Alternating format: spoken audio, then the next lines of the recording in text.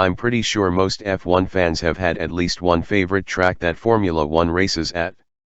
Whether that be Suzuka or Spa, Interlagos, or Canada, almost everyone has that one track they know that will produce great racing. And there are some tracks that are, let's say, the opposite. So I am going to present my personal favorite potential calendar that Formula 1 could use. First off, we need to look at all the rules for this calendar. In this scenario, I am the leader of Formula 1. Not a CEO or president, no, I have a totalitarian rule over every single decision that Formula 1 makes about its calendar, regulations, etc. Rule number 2, circuits that are FIA Grade 3 and up can be implemented into this calendar. This is going off of the thought that most of these places can be upgraded to Grade 1 by FIA standards in 2 or 3 years. Rule number 4, I have decided as the essential dictator of F1, that the season will not under any circumstance be over 25 races long.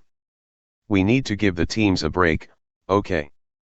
Even though I am the supreme ruler of this corporate entity, I can still be kind. Rule 5, I will try and make everything seem logistically possible, so it's not incredibly unrealistic. And that basically sums up the rules, so let's get onto the actual tracks. The first race is staying in Australia, but it is moving to Adelaide. Adelaide was a pretty good street circuit back in the 1990s for F1, and I want to keep a race in the land down under because it would be kind of sad to see the Australian people miss out on the biggest motorsport in the world. And, it has some pretty good racing. Race number 2 would be in the land of the rising sun. Japan has 2 Grade 1 circuits, the Fuji Speedway and Suzuka, so which one did I pick? Well, both. Which means race 2 and 3 are here. Yeah, I'm pretty sure you saw this coming, considering those 2 circuits are 2 of the best in the world. Japan deserves 2 race dates, considering there is a massive car culture, a huge population of potential new fans, and their tracks produce great racing. Race number 4 would take place in Korea, a place we haven't seen since 2013. I wanted to add Korea on the calendar because we haven't seen it in a while and it produced good racing. It's kind of in the middle of nowhere, but I think it might be a good addition to the races we go to. Race number 5 will be in a country we haven't seen in years. South Africa. Lots of people are currently screaming yees at their screens right now. And it is absolutely understandable why. F1 hasn't had a race in Africa for almost 30 years, and to be honest, I only see one reason why F1 left. Apartheid left the country ravaged, and I completely agree with F1's decision to leave. But that system has been gone for a long time now, and we have some great racing we have been missing out on. Race 6 will take place in Bahrain. Which circuit? The Sakhir layout produced some great battles and overtakes, so I have decided to host the race on the outer track. I think it would be a true test of speed, considering it is the fastest circuit on the calendar. The last time we went here it produced a great race, why not try it again? Now, you probably notice I left out a track on the Asian Tour. You might be absolutely furious that it got left out, but trust me, I didn't forget it. Race number 7 will take place in Turkey. Istanbul Park was amazing, I don't know why Formula 1 left the track. In 2020, we saw what happens when you have a hurricane a few hours before a race. It was fun, entertaining, and most of all, unpredictable. Who thought Lance Stroll would take pole position? Who thought Sebastian Vettel would get a podium in a midfield Ferrari? Exactly, nobody. Now, before we start the European part of the calendar, there will be a month-and-a-half long break. Why is this important? Well, nobody can develop their car in this break. I want everyone to not be working 15-hour shifts in the factory and cramming as much new tech into the cars as possible. No, have the time off. For race number 8 we are going to Monza. Monza in my opinion is in my top 4 tracks in F1, behind only 3 other tracks.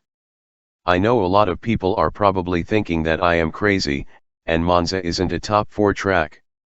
and I respect your opinion. There have been some rather boring races there, but in recent years, there have been many great races. The last two especially, with Charles Leclerc bringing home the hometown Scuderia Ferrari their first Italian Grand Prix win in almost 10 years. And of course the 2020 Italian Grand Prix, where Pierre Gasly won the race, making himself the first French winner in 25 years. Another reason I have this track rated so highly is the fans. We regularly get over 200,000 dedicated Italian fans to show up for this race pre-COVID times. I think it would be a crime to leave them out of this calendar. The next race is staying in Italy, and you are thinking of Imola, and you're right. Imola got left off the F1 calendar for quite a long time. In my opinion, it probably should have never left the calendar.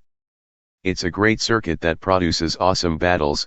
If you want proof, look up the 2005 battle between Fernando Alonso and Michael Schumacher, that was legendary. And it's perfect proof why the circuit should be on the F1 calendar. For the 10th race of the year, we are going to the Red Bull Ring in Austria. This track is my favorite track to drive on the F1 games, and for good reason. It's a track that is rather unpredictable. You really don't know what's going to happen. It is a track where tire strategy is ultra important.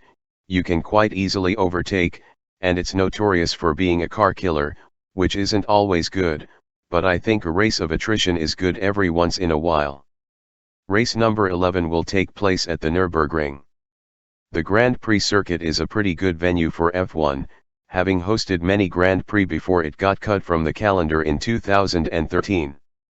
It returned in 2020 with the Eifel Grand Prix, and it deserves a permanent spot on the calendar in my opinion.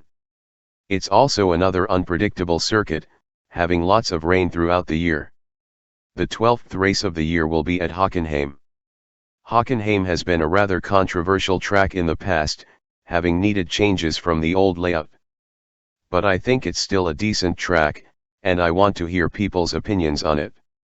But in my opinion, it still deserves a spot on the F1 calendar. It also shares a trait with the Nürburgring as being an incredibly unpredictable track.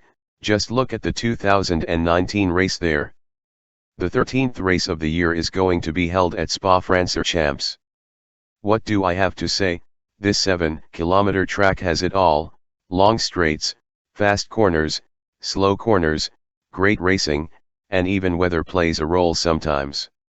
It is just absolutely incredible. Not much to talk about other than if this track should be number 1 or 2 on people's lists. Race number 14 is staying in the Benelux region. We are going to Zandvoort. We have not been to this circuit in a long time. Over 35 years this track has waited for its time in the sun again. Another reason I want to go to this place is I want to hear Super Max blasted from the grandstands. Yes, the Dutch fans are deserving of a Grand Prix to cheer on their hometown driver. Who knows if this track produces good racing, mostly because in 1985 I wasn't there to see it and the layout was a lot different, but let's hope it does.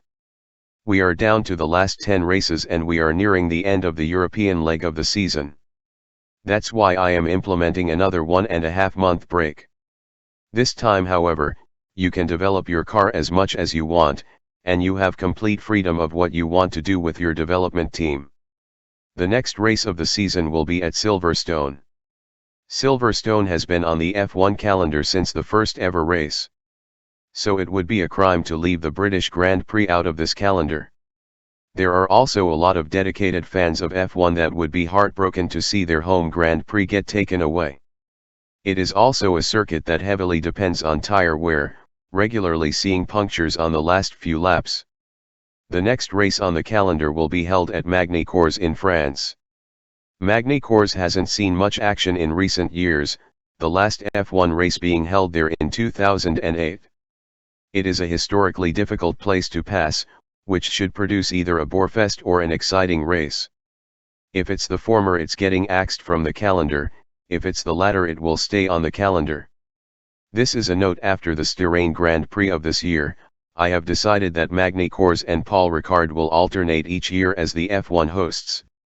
2 years ago this would have sounded absolutely mad, but I think it might have been the car's aero package. Now that is the end of the European part of the championship. Now we are moving on to the American part. The first race of the last part of the calendar will be held at Circuit Gilles Villeneuve. Also known as Canada, this is personally my favorite track on the calendar, and a lot of people agree with me on this one. There are plenty of overtaking opportunities, such as the turns 1 through 3 complex, all 3 DRS zones, and the hairpin. There are also plenty of dedicated Canadian F1 fans to come out to this venue.